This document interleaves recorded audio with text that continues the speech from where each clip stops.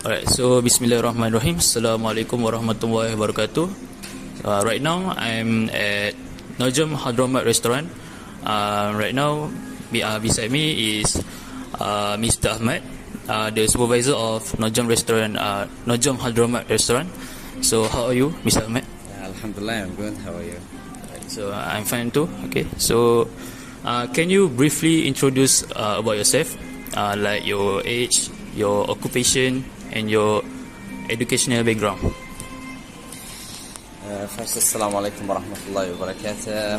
My name is Ahmad Sakaf. I am actually from Yemen, Arab. So I have stayed in Malaysia for almost 7 years. My age is 29 years. So, I am married and stay actually in KL before. So last 3 months I moved to Sidi Iskandar area. So we have a restaurant here for one of my friends. Actually we're focusing to selling Arabic food. And that's all. Yes, sir.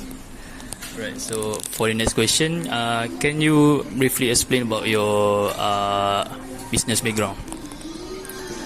Actually, the business here is it's not that bad or not that good, so it's in the medium. So actually, because of the Yemeni community here is not that much, or the Arabic actually, so they are almost around 50%. So we are focusing to bring our culture and our food to Malaysian people, so they like it. So we proceed to the main question. So the first question is that I want to ask is about do you think understanding other languages is important for your business? Yeah, that's good question. Actually, the language is something more important to our work because there is a lot of customer from Malaysia, from another countries, different language. But there is a one language you must speak English in the first. So English because I think is the first language, and also you must speak in English. So second thing, it must to speak the Bahasa because we are staying in Malaysia, so they speak in Malay. So that's why. Yeah. So the second question is I want to ask is about can you share an experience of communicating with someone from a different culture?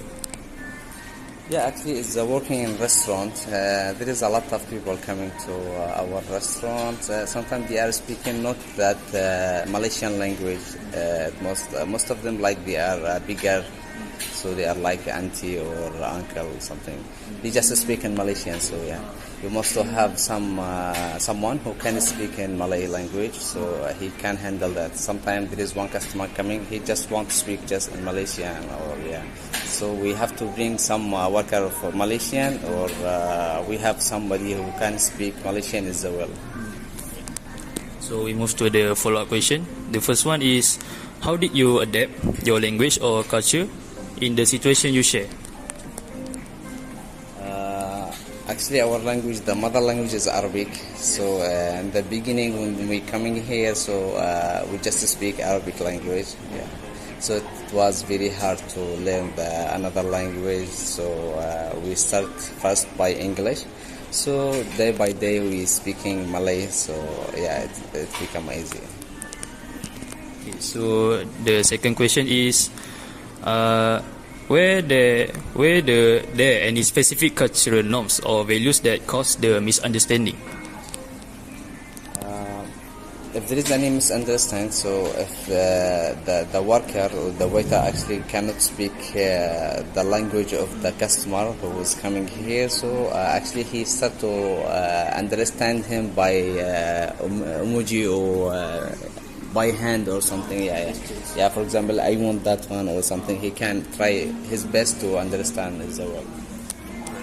So that's all from me. I will pass to my other friends for the next session. Alright, I will be continuing the interview. My name is MOHAMAD EIJAAZ, and now for the next question. From your experience, what challenges do you face when talking to people from other culture? Sorry, are you was explaining to your friend before, so it was the most challenge for us, who was the customer who don't speak our language or Malay or the language who understand it. So it was for us like a challenge. So how we can make him is accept, and how we can make him we understand him or something like. Next questions. Does eye contact or hand gestures help you to interact with your customer? Does eye contact or hand gestures help you to communicate with your customers? Oh yeah, I get you. Actually, as a waiter, for example, you are coming to our restaurant, so the first thing I can understand you are ready for giving order. The first it was be by eyes, so just when you give a look to the waiter or worker, he can understand that you are ready to give him the order or you need something. This is the first, is the eyes. Second thing, because if he is busy or something, you can just show him by your hand or something like. This is more helpful for us. Right, for the next questions, let's say you have a conflict between your customer. How do you handle it as a worker? If there is any customer, for example, he is not happy with our service or something, sometimes it happens, so food is late or something, he don't like it. First we have to talk with him as friendly and understand what that make him angry, so step by step until we understand what he wants, so we can make it for him. So that's a good tips for other people, so that we can also use the how you handle them with our customer. Okay, now for the follow-up questions. Alright, now for the follow-up questions. Can you give any example of your non-verbal communication with you and your customer?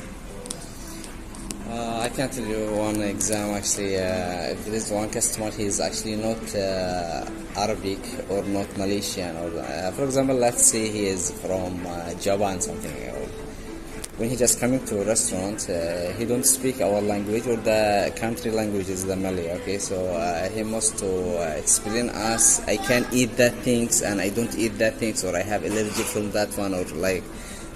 So, but he don't have enough language to make us understand him.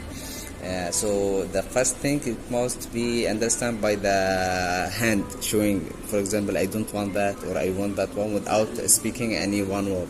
So that's happened so many times, not for the actually one country, so from another countries also it happens.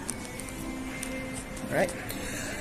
Have you ever felt that your culture is misunderstood with people from this country?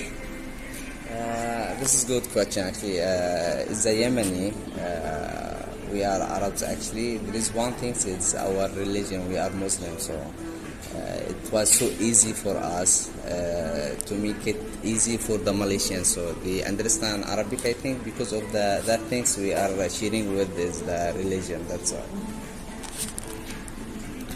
Lastly, does technology helps you to learn more about Malaysian language? Yeah, it was. First when at the beginning when I was learning Malaysian language, the first tool it was Google Translate. So in the beginning I was using it so many times. I understand.